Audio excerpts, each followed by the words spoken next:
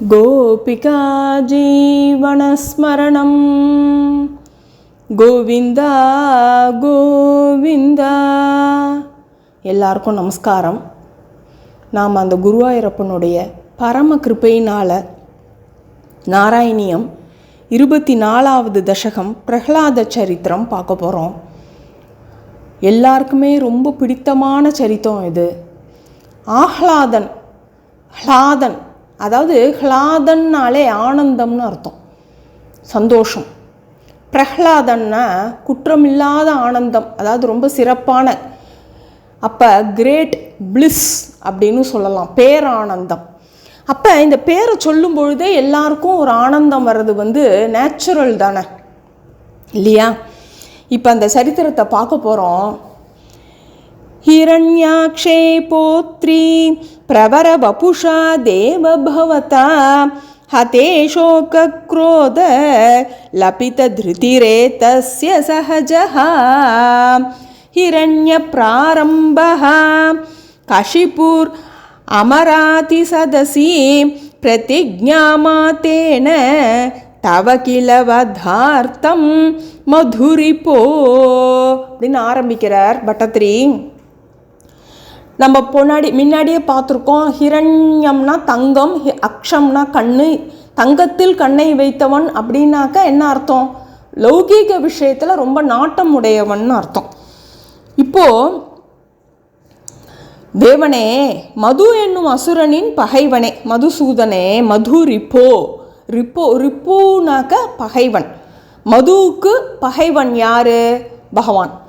நீ பெரிய பன்றியின் உருவத்தை எடுத்து இரண்யாட்சகனை வதம் செய்த பொழுது அவனுடைய உடன் பிறந்தவனான இரண்யகசிபு துன்பத்தாலும் சினத்தாலும் மனத்தின்மையை இழந்த நிலையில் உன்னை கொள்வதாக அசுர கூட்டத்தில் சபதம் செய்தான் அல்லவா அப்படின்னு கேட்குறார். 1 to 1 பேசுகிறார். அப்படி தானே அப்படின்னு கேட்குறார் குருவாயூரப்பன். ஆமாம் ஆமான்னு தலையாட்டுறார். என்ன இந்த பெரிய மீட்டிங்கில், போர்டு மீட்டிங்கில் அவன் என்னத்தை பேசுகிறான்? அப்படியே நாராயணனுக்கே தர்ப்பணம் பண்ண போகிறானாம். எப்படி? தன்னுடைய சூலாயுதத்தால் தலையை கொய்து அந்த குருதியில் அவன் அப்படியே தர்ப்பணம் பண்ண போகிறானாம். எப்படி இருக்குது? ஏன்னா இரண்யனுக்கு அதான் பிடிக்குமா, இரண்யாட்சனுக்கு அதான் பிடிக்குமா. அதனால் இரண்யகசிபு ரத்தத்தில் அதுவும் நாராயணனோட ரத்தத்தில் எவ்வளோ ஒரு அறியாமல் பாருங்கோ. பகவானுடைய அதாவது உடலுங்கிறது வேதங்களாலும் சாஸ்திரங்களாலும் அப்படி தான் அது ஆக்கப்பட்டிருக்கே தவிர தசைகளாலும் நரம்பாலையும் இரத்தத்தாலையும் ஆக்கப்படலை. அது அவனுக்கு புரியலை. எப்படி இருக்கு?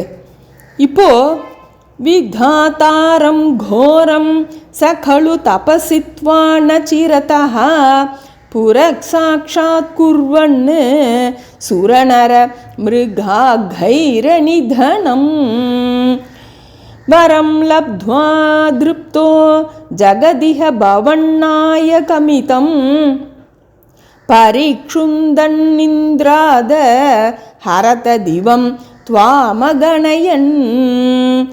இப்போது இதை நாராயணனை கொல்லணும்னா இன்னும் கட்டோர தபசு பண்ணணும் இல்லையா? அவன் அந்த அசுரர்கள்லாம் தபம் பண்ணுறதில் ரொம்ப கெட்டிக்காரா, பயங்கரமாக அசுர தபம் பண்ணுவாள். ஒத்த காலில் நிற்கிறது, அப்படியே தலையை மேலே தூக்கிண்டு அப்படியே பஞ்சாக்னிக்கு நடுப்புற அப்படியே அவனோட உடம்பெல்லாம் இதெல்லாம் அரிச்சு கொடுத்தான். கரையானெலாம் அரிச்சு வெறும் எலும்பு கூடு தான் இருந்துதான். அந்த அளவுக்கு அவன் தபஸ் பண்ணுறான். ஸோ வேறு வழி இல்லாமல் பிரம்மதேவன் வரார். அவர் கூப்பிட்டது கூட அவன் காதில் விழாமல் பண்ணுறான். அப்போது அவரே தண்ணி தெளித்து அவனை அவனுக்கு தசை நரம்பெல்லாம் கொடுத்து அவனை ஒரு திருப்பி அவனுக்கு பழைய உடம்பை வரவழைச்சு அவனை கேட்குறார், என்ன வரம் வேணும்னு கேட்குறார். அப்படி ஒரு கட்டோர தபஸ் பண்ணியிருக்கான் அவன். உடனே அவன் என்ன பண்ணுறான்? இரவா வரம் கேட்டானா அதை யாராலையுமே கொடுக்க முடியாது. பிறந்தவானா ஒரு நாளைக்கு இறக்க தான் வேணும்னு பிரம்மா சொல்லிடுவார் இல்லையா? அதனால் அவன் பயங்கரமாக யோசிச்சுருக்கான். எப்படிலாம் அவன் இது வரம் கேட்குறான் பாருங்க. தேவர்கள், மனிதர்கள், விலங்குகள் முதலியவற்றால் இரவாமையை வரமாக பெற்றான். வரம் லப்த்வா திருப்தோ. உடனே அவனுக்கு ரொம்ப பிரம்மதேவனே சொல்கிறார், உன்னை உள்ளேயும் இருக்கக்கூடாது, வெளியிலையும் சாகக்கூடாது, ஆயுதங்களால் சாகக்கூடாது, இப்படின்னு பலவிதமாக அவன் பறவையால் சாகக்கூடாது, விலங்கால் சாகக்கூடாது, இப்படியெல்லாம் வரம் கேட்குறான். அவரும் கொடுத்தேங்கிறார். என்னப்பா நீ இப்படியெல்லாம் கேட்டிருக்கியே, அப்போ உன்னை யாராலையுமே அழிக்க முடியாது போல இருக்கே அப்படின்னு வேற ஒரு வார்த்தையை போட்ட உடனே அவனுக்கு ரொம்ப தலைக்கு கர்வம் ஏறிடுறது. ஆஹா, நம்ம பயங்கரமான ஒரு வரம் கேட்டுட்டோம், அதனால் நமக்கு இறப்பே கிடையாது அப்படின்னு செருக்குற்று உன்னை பொருட்படுத்தாமல் உன்னையே தலைவனாக கொண்ட இவ்வுலகத்தை துன்புறுத்தி இந்திரனிடமிருந்த சொர்க்கத்தை கைப்பற்றினான். ஃபஸ்ட்டு அவள் கேப்சர் பண்ணுறதே சொர்க்கலோகமாக தான் இருக்கும். ஏன்னா அங்கே ரம்பா உருவசிலாம் அங்கே தான் இருக்கா. ஸோ ஃபஸ்ட்டு அவன் அதை கேப்சர் பண்ணிடுறான் அவன். அப்போ என்ன ஆறுதுனாக்க, நிஹந்தும் துவாம் பூயஹ தவ பதமவாப்தஸ்ய ச ரிபோஹோ பகிர்திருஷ்டேரந்தர் ததித ஹிருதயே சூக்ஷ்மவபுஷா நதன்னுச்சைஹி தத்ராப்யகில புவனாந்தே ச மிருகயன் பியாயாதம் மத்வா சகலு ஜித காஷினி பவ்ருதே. இப்போ எல்லாரும் நம்மளை யாரும் ஜெயிக்க முடியாதுன்னு உடனே வைகுண்டத்துக்கு போகிறான். போயிட்டு அங்கே போய் பகவானை தேடுறான். எங்கேன்னு தேடிட்டு போகிறான் அவன். அப்போது நீ என்ன பண்ணுற, அவனுடைய சூக்ஷ்ம சரீரத்திலேயே சூக்ஷ்ம வப்புஷாவா அவனுடைய ஹிருதயத்திலேயே போய் பகவான் இருக்கார். உடனே இவன் தேடி பார்த்துட்டு அங்கே யாரும் இல்லைன்னு உடனே ஆஹா நமக்கு பயந்துண்டு ஹரி ஓடிட்டார். இந்த இடத்துல தான் நம்ம புரிஞ்சுக்கணும், பகவானுடைய கமனம், அதாவது நடைதான் காலம். அதனால் இந்த ஒரு காலம் எல்லாத்துக்கும் ஒரு நேரம் காலம்ங்கிறது வரணும்.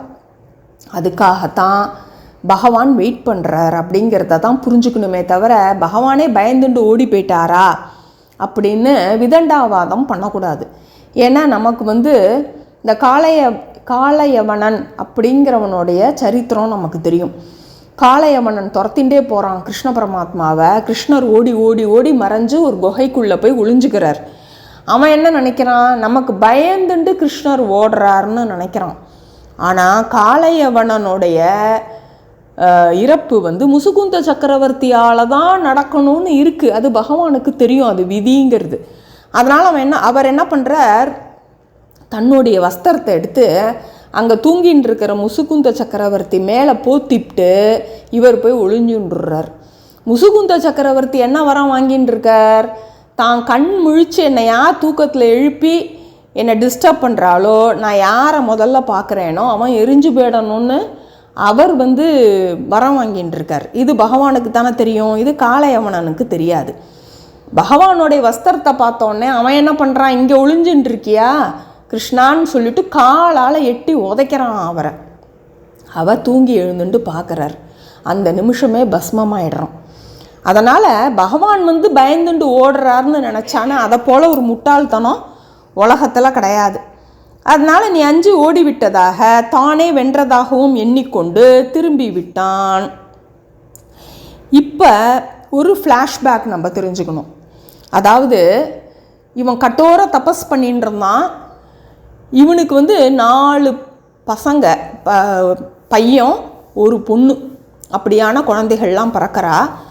ஃபஸ்ட்டு பையன் பேர் சங்கலாதன், அடுத்தது அனுஹ்லாதன், அடுத்த பையன் பேர் ஹ்லாதன், அது 4வது குழந்தை தான் பிரஹ்லாதன். அவனை மாசமாக இருக்கும் பொழுது தான் கயாத்துங்கிறது யார், ஹிரண்யகஷிபுவோட ஒய்ஃபு. அவள் யார், ஜம்பன்கிற அசுரனோட மகள். கயாத்து ரொம்ப ஒரு எப்படி ராவணனோட ஒய்ஃப் ரொம்ப நல்லவளோ, அந்த மண்டோதரி எப்படி ஒரு நல்லவளோ அந்த மாதிரி கயாத்து ரொம்ப நல்லவ. பிரஹ்லாதனை மாசமாக இருக்கா. இவன் அப்போ தான் அதுக்கப்புறம் ஒரு பொண்ணு பிறக்கிறது அவனுக்கு. அதுக்கு அவள் தான் சிம்ஹிகா. சுந்தரகாண்டத்தில் அவளை பார்ப்போம், நம்ம சாயாகிராகின்னு பார்ப்போம். ஸோ இது ஒரு சின்னதாக உங்களுக்கு ஒரு இது கொடுத்தேன் உங்களுக்கு. இப்போது அவள் மாசமாக இருக்கா பிரகலாதனை, இவன் தபஸ் பண்ண போயிடுறான். இந்திரனுக்கு வந்து ஒரு விவஸ்தங்கிறதே கிடையாது. வழக்கம் போல் இவளை கொல்றதுக்காக 100 குழந்தை வேற பிறந்துருத்தோன்னா ரொம்ப ஆட்டி படைப்பானே இரண்யகசிப்புன்னு, அவளை கொன்னுடலாம் அப்படிங்கிறதுக்காக அவளை கொல்றதுக்கு வரும்பொழுது அங்கே நாரதர் வந்து தடுக்கிறார். தடுத்து, நீ இந்த மாதிரி ஒரு பொண்ணை கொல்றதே பாவம் இந்திரா, அதுலேயும் அவள் கர்ப்பவதியாக இருக்கா, அந்த பாவத்தை நீ ஏற்றுக்காத, நான் வந்து என்னோடய ஆசிரமத்துக்கு அவளை கூட்டிகிட்டு போயிடுறேன். ஏன்னா இது எல்லாமே பகவத் சங்கல்பம். ஏன்னா அதுக்கும் ஒரு ஃப்ளாஷ்பேக் நம்ம பார்த்தோம். திதி வந்து கஷ்யப்பர் வந்து சந்தியா காலத்தில் அவள் வந்து காம வயப்பட்டதுனால அவளுக்கு ரெண்டு யமன்களாக பிறக்கிறானுங்க குழந்தைகள் இல்லையா, இரண்யனும் இரண்யாட்சகனும் இரண்யகசிப்புவும். அப்போ அவள் வந்து மன்னிப்பு கேட்குறா கஷ்யப்பர்கிட்ட, தப்பு பண்ணிட்டேன், எனக்கு ஒரு மன்னிச்சுக்கோங்கன்னு மன்னாடுறா. அதை பார்த்தோன்னே கஷ்யப்பருக்கு வந்து ஒரு கருணை பிறக்கிறது. கவலைப்படாதம்மா, நீ தப்பு பண்ணிட்ட, அதுக்கு வந்து ஒன்றும் பண்ண முடியாது, ஆனால் நீ மன்னிப்பு கேட்டதுனால உனக்கு வந்து பக்தனா ஒரு பக்த சிரோன்மணியாக உனக்கு ஒரு பேரம் பிறப்பான்னு அனுகிரகம் பண்ணுறாரு. இப்போ அந்த அனுகிரகத்துக்காகத்தான் இந்த பிரகலாதன் இவா வயத்தில் பிறக்கிறான். இதுதான் இந்த ஃப்ளாஷ்பேக்குக்கு ஃப்ளாஷ்பேக். அதனால் இப்போ உங்களுக்கு ஓரளவுக்கு கதை புரிஞ்சிருக்கும். இப்போ நம்ம நாராயணியத்துக்கு திரும்புவோம். ததோஸ்ய பிரஹ்லாதः சமஜ நிசுதோ கர்ப்பவசதௌ முனேர்வீணாபாணேரதிகத பவத் பக்தி மகிமா स वै जात्या दैत्यः शिशुरपि समेत्य त्वयि रतिं गतस्त्वद्भक्तानां वरद பரமோதாஹரணதாம். இப்போ அந்த கர்ப்பவதியான கயாத்துவை வீணா பாணே, யார் எப்பவும் வீணையை கையில் வச்சுட்டு இருக்கிறவர் நாரதர், அவர் வந்து கூட்டிகிட்டு போய் தன்னோட ஆசிரமத்தில் வச்சு பக்தி மகிமையெல்லாம் அவளுக்கு சொல்கிறார். அவள் வயத்தில் இருக்கிற அந்த குழந்தைக்கு சொல்கிறார் அவர். நம்ம இதுலேருந்து நம்ம ஒன்று என்ன தெரிஞ்சுக்கணும், ரிட்டையர் ஆனதுக்கு அப்புறமா பக்தியெல்லாம் வரவழைச்சிக்கலாம், இப்போ எதுக்கு சாமியை ஆராட்டம் அப்படின்லாம் சில பேர் வந்து அறியாமையில் பேசுகிறா. இந்த பக்திங்கிறது எப்போ வளரணும் அப்படிங்கிறத பிரகலாத சரித்திரம் நமக்கு சொல்லி கொடுக்கறது. கர்ப்பத்திலேயே ஒரு அம்மா வந்து ஒரு குழந்தைய பக்திமானாக ஆக்கணும் அப்படிங்கிறத தான் நாம் தெரிஞ்சுக்கணும். அப்போ தான் அசுரப்பதர்கள் மாதிரி யாராவது கன்வெர்ட் பண்ணணும்னு நினச்சாலும் அவன் பிரகலாதன் மாதிரி மாற மாட்டான். இதை தான் நாம் புரிஞ்சுக்கணும். சும்மா சீரியல் பார்த்துட்டு கண்டதை பார்த்துட்டு வந்து கர்ப்பவதியாக இருக்கும் பொழுது அதை பற்றி ஒரு பிரஜையே இல்லாமல் தன்னுடைய சுகம்தான் முக்கியம்னு இருக்கிற அம்மாக்களெல்லாம் அந்த கலியுகத்தில் பார்க்குறோமே, அப்புறம் எப்படி பிரகலாதன் மாதிரி துருவன் மாதிரி பக்தியாக எப்படி பிறப்பான்? அதனால் நம்ம இந்த சரித்திரங்கள்லாம் கேட்டால் மட்டும் போராது, இது மாதிரி பக்தியாக குழந்தைகளை பெற்றுக்கணுங்கிறது நமக்கு தெரியணும். இப்போது இது பக்திக்கு எடுத்துக்காட்டாக பிரகலாதன் விளங்குறான். ஏன்னா குழந்தையிலேயே அவன் தெரிஞ்சுட்டான், நாரதனிடமிருந்து கடவுள் பக்தியின் பெருமையை அறிந்தான் அப்படின்னு பட்டத்திரி சொல்கிறார். சுராரீணாம் ஹாஸ்யம் தவ சரணதாஸ்யம் நிஜசுதே ச திருஷ்ட்வா திருஷ்டாத்மா குருபிர சிஷிக்ஷ சிர மமும் சிக்ஷச்சிர மமும் குரு प्रोक्तं चासात् विदमिदं मभद्राय दृढमिति अपाकुर्वन् सर्वं तव चरणभक्त्यैव बवृद्धे. இப்போ அந்த குழந்தை உரிய பருவத்தில் குருகுலத்துக்கு போகிறது. சண்டன் அமர்கன்னு 2 பேர் தான். ஏன்னா இவாளோட குலகுரு யார்? சுக்ராச்சாரியார். அவருக்கு 2 பசங்க. அவள் தான் அவளுக்கெல்லாம் வந்து டீச்சர்ஸ். இப்போ அவளெல்லாம் வந்து இப்போ அவன் போகிறான். அங்கே போயிட்டும் நாராயண பக்தியே வந்து பரப்புகிறான். இவன் சொல்கிற மாதிரி இரண்யாய நமகாலாம் சொல்லலை. ஏன்னா நாராயணனே நான் ஜெயிச்சுட்டேன், அவனே 5 ஓடி போயிட்டான்னுட்டு இவன் வந்து விஷ்ணு சஹஸ்ரநாமா மாதிரி இரண்யகசிபு சஹஸ்ரநாமம்லாம் அவன் ஏற்படுத்திட்டான். யாரும் வந்து யாகம் யஜ்யம்லாம் பண்ணக்கூடாது, பசுவதையை பண்ணுறான். அப்புறம் விப்ரர்கள் யார் வேத பிராமணாலெல்லாம் கொள்கிறான். இப்படிலாம் வந்து ஒரு அக்கிரமம் நடந்துட்டுருக்கு அந்த இதில் 14 லோகத்துலேயும் அவன் தான் ஆட்சி பண்ணிகிட்டு இருக்கான். அதை எப்படி சொல்கிறார், அதை அந்த 14 லோகத்தையும் தன்னோட கண்ட்ரோலில் வச்சுட்டு இருக்கான் அப்படிங்கிறதுக்கு கம்பராமாயணத்தில் கம்பர் சொல்கிறார். அந்த ஆவரண ஜலம்பா, அதாவது நம்மளுடைய பூமியை சுற்றி வந்து பெரும் புறக்கடல்னு ஒன்று இருக்கும். அவன் அங்கே தான் போய் குளிப்பானோ. குளிச்சுட்டு பாதாளத்தில் நாகக்கண்ணியர்களோட டிஃபன் சாப்பிடுவானோ. அடுத்தது பார்த்தா லஞ்சு வந்து ரம்பை ஊர்வசி டான்ஸ் எல்லாம் பார்த்துட்டு தேவலோகத்தில், அப்புறம் நைட்டு டின்னர் சத்தியலோகத்தில் சாப்பிட்டுட்டு அங்கே தூங்குவான். அதாவது இப்படி எல்லா லோகத்துலேயும் தன்னுடைய கண்ட்ரோல் வச்சுருந்தாங்கிறத இந்த இது காட்டுறது. அப்படி இருக்கும் பொழுது இவன் வந்து நாராயணனையே வந்து பக்தி பண்ணிட்டு இருக்காங்கிறத அந்த ஆசிரியர்கள்லாம் சொல்லிட்டா. என்ன அறிவுறுத்தியவை எல்லாம், அதாவது ஆசிரியர்கள் அறிவுறுத்தியவை எல்லாம் நன்மைக்கு மோட்சத்திற்கு பயன்படுபவை அல்ல, இது உறுதி என்று எல்லாவற்றையும் தள்ளிவிட்டு உன் திருவடிகளில் கொண்ட பக்தியுடனேயே வளர்ந்து வந்தான். ஆனால் அவள் எல்லாம் வந்து அந்த டீச்சர்ஸ் சொல்லி கொடுக்கறதெல்லாம், ஏன்னா வந்து ஹிரண்யனுக்கு பயந்துண்டுன்னா அவள் இதெல்லாம் சொல்லித்தரா. இதெல்லாம் வந்து நன்மைக்கு கிடையாது, மோட்சத்துக்கு பயன்படுபவே அல்ல அப்படிங்கிறத அவன் தெரிஞ்சுட்டான். எல்லாத்தையும் புறந்தள்ளிட்டான் பண்ணிட்டு உன்னுடைய திருவடிகளிலேயே பக்தியுடன் வளர்ந்து வந்தான். அதீதேஷு ஸ்ரேஷ்டம் கிமிதி பரிபிருஷ்டேத தனயே பவத்பக்திம் வர்யா மபிகததி பர்யா குலத்ருதிஹி குருப்யோ ரோஷித்வா சகஜமதி மதிரஸ்யேத்யபிவதன் வதோபாயானஸ்மின் யதனுத பவத் பாதசரணே. இப்போ ஒரு நாளைக்கு குழந்தைய கூப்பிட்டு அழகாக ஆசையாக மடியில் உட்காத்தி வச்சுட்டு என்னப்பா கற்றுண்ட, இப்போ நம்மளாம் ஸ்கூலுக்கு போயிட்டு வந்தால் இன்றைக்கி என்ன சொல்லி கொடுத்தான்னு கேட்போமோனோ அந்த மாதிரி இரண்யகசிபு கேட்குறான், என்னப்பா கற்றுண்ட அப்படின்னோடனே அந்த பையனும் நாராயண பக்தியே சிறந்தது, அதை தான் நான் கற்றுண்டேன்னு விடை கொடுக்குறான்.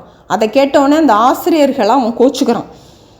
உடனே அந்த அதாவது குருப்யோ ரோஷித்வா, அதுக்கு அந்த ஆசிரியர்கள்லாம் பயந்து நடுங்கி போய் இது வந்து நாங்கள் சொல்லிக் கொடுக்கல, இவனுக்கு இயற்கையிலேயே இந்த மாதிரி ஒரு அறிவு வந்திருக்கு, அது எப்படி வந்ததுங்கிறது எங்களுக்கு தெரியாது அப்படின்னோடனே இந்த மாதிரி ஒரு குழந்தையே தேவையே இல்லை, இதை வந்து நம்ம கொண்டுடணும் அப்படிங்கிறதுக்காக பல வகைகளில் பிரகலாதனை கொல்றதுக்கு அவன் முயற்சி பண்ணுறான் இரண்யகசிபு.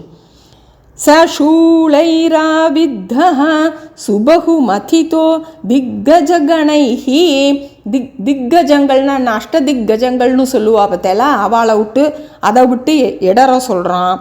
மகாசர்பைர்தஷ்டோ அப்யனஷனகராஹார விதுதஹ கிரீந்திராவக்ஷிப்தோப்ய ஹஹ பரமாத்மன் ஐ விபோ त्वयि न्यस्तात्मत्वात् किमपि न निपीडामभजत. இப்போ பெரிய பெரிய அஷ்டதிக் கஜ சூளத்தால் குத்தி பார்க்குறா, அடுத்தது அஷ்டதிக் கஜங்களால் இடறி பார்க்குறா, மகா சர்ப்பங்களெல்லாம் விடுறா, அதுக்கப்புறம் என்ன பண்ணுறா காராகிரகத்தில் விடுறா, அதுக்கப்புறம் கிரீந்திரா வக்ஷிப்தோ மலையிலேருந்து உருட்டி விடுறா. பரமாத்மா பார்த்துட்டு இருப்பாரா, அவனை அப்படியே கீழேருந்து அழகாக வாங்கின்றார். பரமாத்மன் ஐ விபோ துவயி ன்யஸ்தாத் மத்வாத், நீயே காப்பாத்தின்னு இருக்க அப்படின்னு சொல்கிறார் அவர். அவன் சிறிதும் துன்பத்தை அடையவில்லை, தன்னையே ஒப்படைச்சிருக்கான் அவன் உங்ககிட்ட. கிமப்பின நிபீடா மபஜத, உங்கள்கிட்ட அவன் வந்து பக்தியை செலுத்தின்னு இருக்கிறதுனால இதெல்லாம் எதுவுமே அவனை துன்பப்படுத்தலையாம். பார்த்துக்கோங்க. அது மட்டுமா, ஹோலிகான்னு பிரகலாதனுக்கு ஒரு அத்தை வேற இருக்கா. ஹிரண்யகசிப்புக்கு ஒரு தங்கை. அவளை வந்து நெருப்பில் எதுவுமே பண்ண முடியாது. அதனால் அவன் என்ன பண்ணுறா, அவனை மடியில் வச்சுண்டு எரிய விட சொல்கிறா. கடைசியில் பகவான் அனுகிரகத்தில் அவளே எரிஞ்சு போய்டுறா. அதை தான் நம்ம ஹோலி பண்டிகைன்னு கொண்டாடுறோம். இப்போ அடுத்தது வந்து ததக் சங்காபிஷ்டஹ ச புனரதி துஷ்டோஸ்ய ஜனகோ குருக்த்யா தத்கேஹே கில வருண பாஷைஸ்த தம் அருணத் குரோச்சாசான் நிதயே ச புனரனு காந்தைத்யதனயான் பவத் பக்தேஸ்தத்வம் பரமமபி விஜானமசிஷத். இப்போது அந்த கொடியவனான ஹிரண்யகசிபு என்ன பண்ணுறான்னா, சரி என்ன பண்ணுறதுனே தெரில அவனுக்கு. வருண பாஷத்தால் கட்டி போடுறானோ. அப்புறம் அது சரி வருண பாஷத்தால் கட்டி போட்டாச்சு, இப்போ இனிமேல் அவனுக்கு நல்லபடியாக அவனுக்கு புத்தி சொல்லுங்கன்னு திருப்பி வந்து அந்த குருகுலத்துக்கு அனுப்புகிறான். அவன் அங்கே என்ன பண்ணுறான், வருண பாசமெல்லாம் அவனை ஒன்றும் பண்ண முடியல பிரகலாதனை. அங்கே நாராயண பக்தியை வந்து அந்த அசுர குழந்தைகளுக்கெல்லாம் வந்து அவன் போதிக்கிறான். போதிச்சோடனே அந்த குழந்தைகள்லாம் நாராயண மந்திரம்னு நாராயணன்னு சொல்லிகிட்டு இருக்கு. இவா 2 பேரும் டீ பிரேக்குக்கு போயிட்டு உள்ளுக்குள்ளே வரா. பார்த்தா அந்த குழந்தைகள்லாமும் சேர்ந்துட்டு பிரகலாதனோட பக்தி பண்ணிகிட்டு இருக்கு.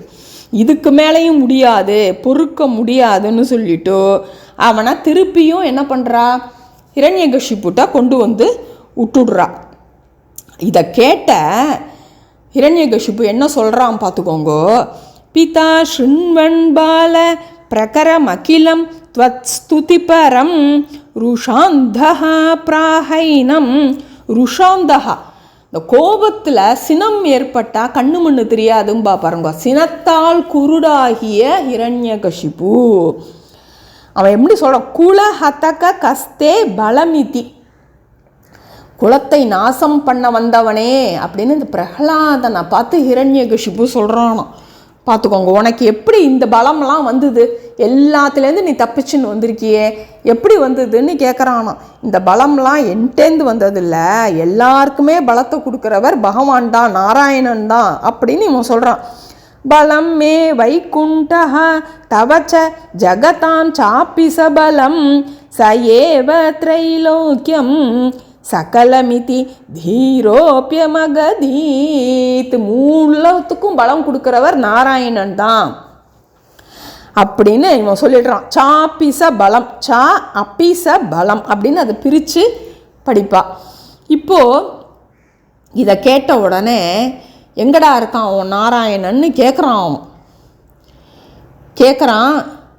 ஏன்னா அவனுக்கு அப்படியே அவ்வளவு கோபத்தில் கண்ணு சவந்து போய் அவன் கேட்குறான், குலத்தை கெடுப்பவனேன்னு சொல்லி அவனை கேட்டவனே துணிவு மிக்க பிரகலாதன் பயப்படவே இல்லையான் பிரகலாதன். ஏன்னா அவனுக்கு மனசுக்குள்ளே நாராயணன் இருக்கார், அவன் ஏன் பயப்படுறான்.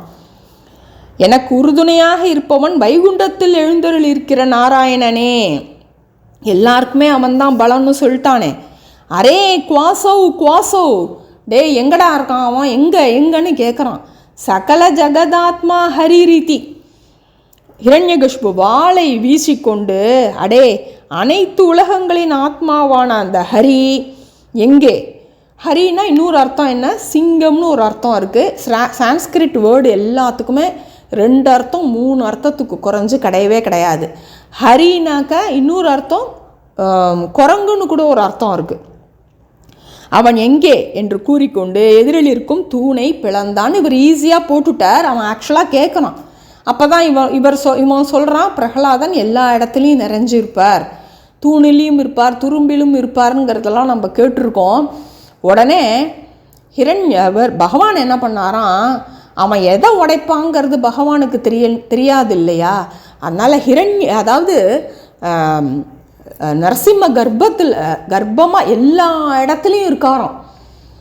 பகவான் வந்து சூக்ஷ்மமாக எல்லா உயிரினங்கள்லேயும் எல்லா ஒவ்வொரு அணுவுலேயும் நரசிம்மர் வந்து கர்ப்பமாக உட்காந்துட்டு இருந்தாராம். அவன் எதை உடைப்பானோ அந்த இடத்துலேருந்து நம்ம புறப்படணும் வரணும் அப்படிங்கிறதுக்காக ரொம்ப அப்படி, அதாவது நினச்ச மாத்திரத்தில் அனுகிரகம் பண்ணுறவர் வந்து நரசிம்மர் தான்னு சொல்லுவா. அதுவும் தன்னுடைய பக்தனுக்கு இவ்வளவு கொடுமை பண்ணுறான், அதுக்கு தான் அவர் காத்துட்டுருக்கார், வெளியில் வரத்துக்கு காத்துட்டுருக்கார். அப்படி வந்து உலகமே வந்து நரசிம்ம கர்ப்பமாக இருக்குது. அவன் வந்து ஏன் தூணை பிளந்தாங்கிறதுக்கு வந்து பெரியவாள்லாம் சொல்கிறா, ஒன்றுத்தையும் பார்த்து பார்த்து அவன் தான் கட்டியிருக்கான். ஸோ இந்த கண்டிப்பாக இந்த தூணுக்குள்ளே இருக்க முடியாது அப்படிங்கிறதுக்காக தான் அவன் தூணை பிளக்கிறான். இதில் இருக்க மாட்டார், இவன் தோக்கணும் பிரகலாதன்கிறதுக்காக தான் அவன் தூணை பிளக்கிறான். விஷ்ணுவே, அதற்கு பின் நடந்ததை உடனே சொல்ல திறமை இல்லாதவனாக இருக்கின்றேன்னு அப்படியே அழறார், நான் தழுக்க அழறார் பட்டத்திரி. ஏன்னா ஒன்றுத்தையும் பகவான் வந்து அவருக்கு உணர வச்சு தான் அவர் எழுதுகிறார். இந்த அதாவது நரசிம்ம அவதாரத்தை எழுதுறதுக்கு கூட பயங்கரமான ஒரு திறமையும் உன்னோட அனுகிரகமும் வேணும்ப்பா. அதை பஷாத் விஷ்ணு, அதை நான் பார்க்கணும், அதை பார்க்கறதுக்கு உண்டான அறிவு எனக்கு வேணும், அதுக்குண்டான திறமை வேணும். பகவானே காட்சி கொடுத்தா கூட நம்ம இந்த மாதிரி இந்த ஊனக்கண்களோடு பார்த்தா நமக்கு கண்ணே குருடா போயிடும். அதுக்கும் பகவான் வந்து நமக்கு அனுகிரகம் பண்ணினா தான் பகவானை நம்ம பார்க்க முடியும். அதுக்காக தான் பகவான் மனுஷ ரூபத்தில் வரார் இந்த கலியுகத்தில். நஹி வதிது மீஷோஸ்மி சஹசா, என்னால் சொல்லக்கூட முடியாதுப்பா. கிருபாத்மன்னு, விஸ்வாத்மன்னு, விஸ்வத்துக்கே ஆத்மாவான நிறைஞ்சவனே, பவனபுர வாசின்னு, மிருடயமாம், என்னை வந்து நீ தான் வந்து எனக்கு அனுகிரகம் பண்ணி அந்த இதை அடுத்த சரித்திரம் வந்து நரசிம்ம அவதாரம் இல்லையா, அதை எழுத வைக்கணும். நான் திறமை இல்லாதவனாக இருக்கேன் அப்படின்னு அருள் வடிவே, உலக உருவே, குருவாயூரில் வாழ்பவனே, பவனபுர வாசின்னு, நீயே என்னை இன்பமுற செய்ய வேண்டும். அதை பார்க்குற சக்தியை கொடுத்து நான் வந்து சந்தோஷப்படுறதுக்கு நீதான்ப்பா வைக்கணும் அப்படின்னு அந்நிய தசகத்தை அவர் பூர்த்தி பண்ணுறார். நம்மளும் அந்த ஒரு அருமையான நரசிம்ம அவதாரத்துக்கு அடுத்த தசகத்துக்கு நம்மளும் காத்திருப்போம். அந்த குருவாயூரப்பனோட அனுகிரகத்தில் நம்மளும் அதை கேட்டு மகிழ்வோம். கோபிகா ஜீவனஸ்மரணம் கோவிந்தா கோவிந்தா.